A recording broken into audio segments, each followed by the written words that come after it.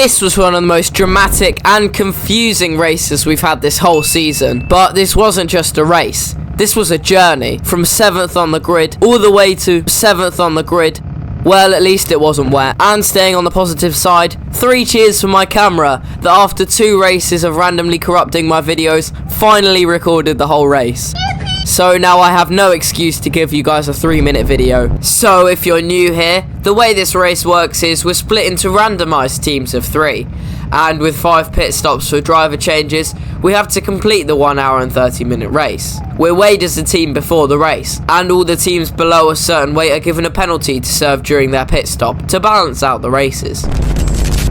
So in my team, I was with Ben and Fraser, who would both prove to be fast drivers, with great racecraft, and I was nominated to do qualifying. 5 laps to set your fastest time, which will allocate where you start. So I went on track. The car felt fast, but slower to warm up than most others, meaning that by the time I was ready to put a lap in, I only had 3 attempts. However, that quickly became just 1, as the guy in front was having some car issues, meaning he was over 3 seconds off the pace. So twice during our flying lap attempts, we left a gap and promptly caught right back up to him. But after finally overtaking him, we got a clean lap in, and it wasn't the best, meaning we qualified just 7th. But just before the start, we knew our luck had changed.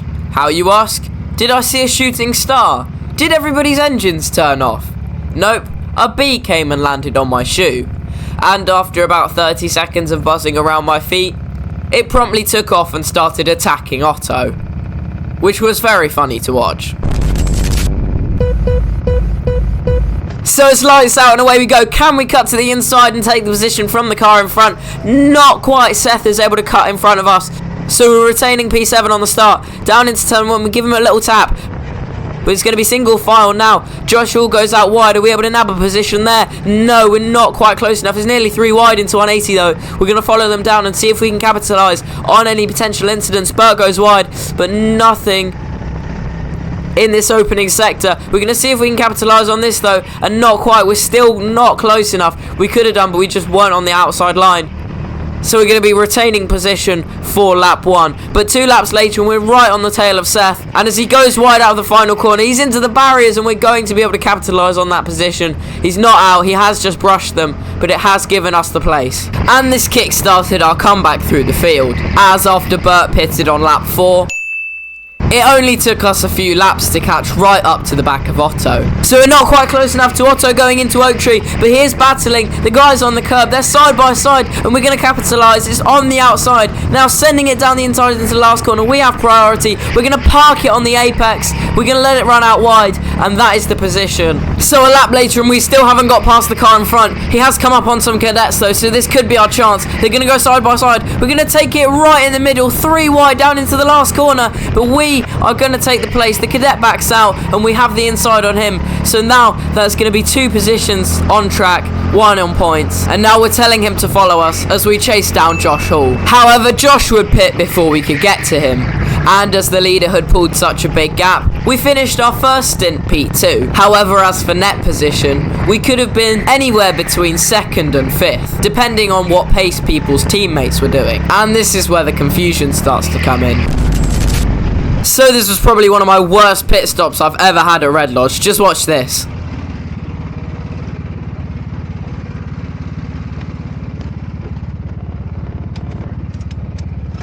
I think that was such a generational fumble, we might have to run that back and analyse that pit stop quickly.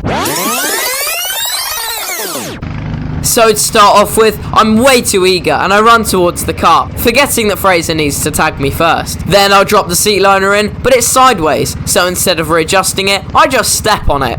And then I have to do my own pedals, which I make a complete mess of.